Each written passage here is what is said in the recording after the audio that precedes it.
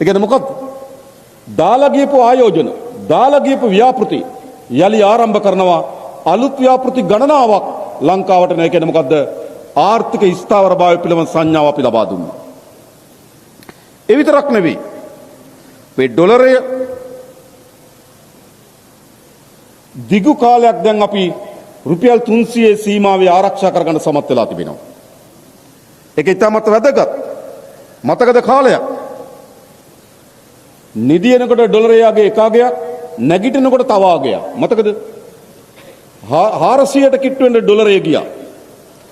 දැන් මාස 6කට ආසන්න කාලයක් 300ට ආසන්නව ඩොලරයගේ කැරකෙමින් තිබෙනවා. ඒක වැදගත් සංඥාවක් අපේ ආර්ථික ස්ථාවරභාවය පිළිබඳව. බැංකු පොලි අනුපාතික ඔබට මතක ඇති. ඔබ බැංකුවේ ණයක් අරන් තිබුණා නම්, ඔබ බැංකුවේ යමක් උගස් කරලා තිබුණා නම් පොලි අනුපාතික 33ට 40ට ගියා. අද බැංකු පොලි අනුපාතික 10ට වඩා යටින් තියාගෙන ඉන්නවා. ආර්ථිකය හොඳ ස්ථාවරත්වයක් එකෙන් පෙන්වු කරනවා. ආයෝජකයන්ට, ව්‍යාපාරිකයන්ට බැංකුවට ගිහිල්ලා ඉතා අඩු පොලියකට ණයක් අරගෙන තමන්ගේ ව්‍යාපෘති ආරම්භ කරන්න පුළුවන්. 10ට වඩා යටින් බැංකු පොලි අනුපාතික තියන්නේ ආර්ථික ස්ථාවරභාවය පිළිබඳව වැදගත් සංඥාවක්.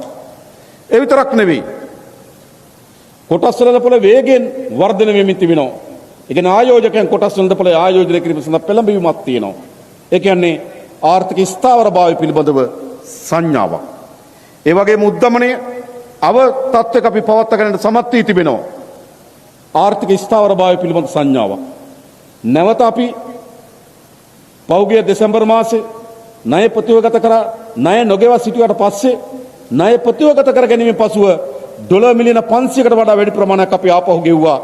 හැබැයි ඩොලරයට හෙල්ලීමක් සිද්ධ වුණේ නැහැ. අපි ප්‍රතිවගත කිරීම සඳහා අවශ්‍ය ණය කොටස ගෙවලා තියෙනවා. ස්ථාවරභාවය ඇති කරලා තියෙනවා.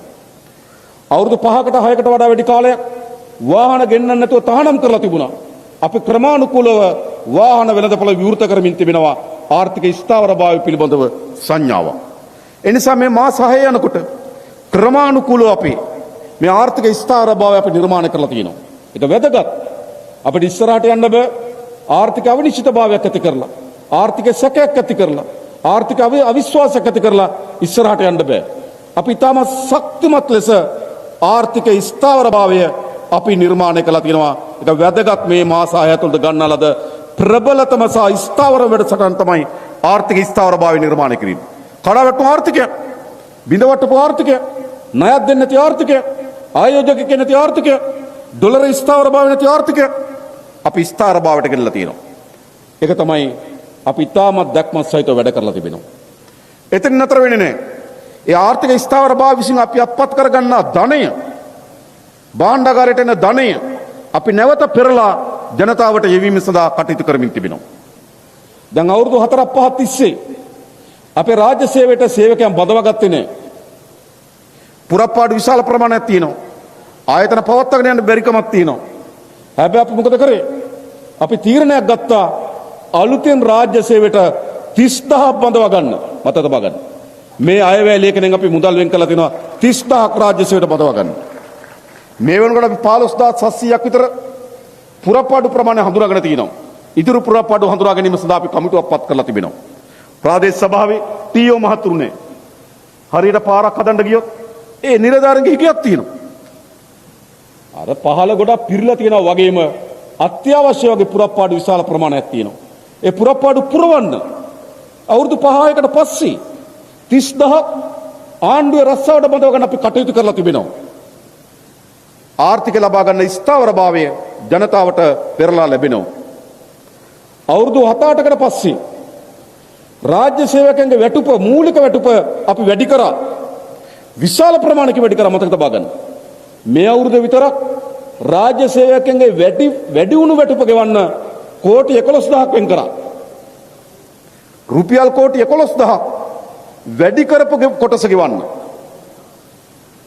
ලබන අවුරුද්දේ කෝටි 11000ක්, 27 කෝටි 11000ක්, 2027 වෙනකොට රාජ්‍ය සේවකයන්ගේ වැටුප් වැඩිවීමේ පංගුව ගෙවනවා රුපියල් කෝටි 33000ක්. එයි අපේ වෘත්තිවේදී රැක ගන්න ඕන. රාජ්‍ය සේවකයන්ට සාධාරණ වැටුපක් ගෙවන්න ඕන. මූලික වැටුප වැඩි කරන්න ඕන. ඒකේ විශ්‍රාමිකයන්ට සහනයක් ලැබෙන්න ඕන. අපි වැඩ කරලා තියෙනවා. මෙහෙම කවදාවත් මේ රටේ ආණ්ඩුව වැඩ කරලා නැහැ මතක තබා ගන්න. අපි පෝරසාන ආධාරය රුපියල් 15000 25,000 දක්වා වැඩි කරා. දැන් පෞගේ මාසෙ අපි කැබිනට් මණ්ඩලයේ තීන්දුවක් ගත්තා.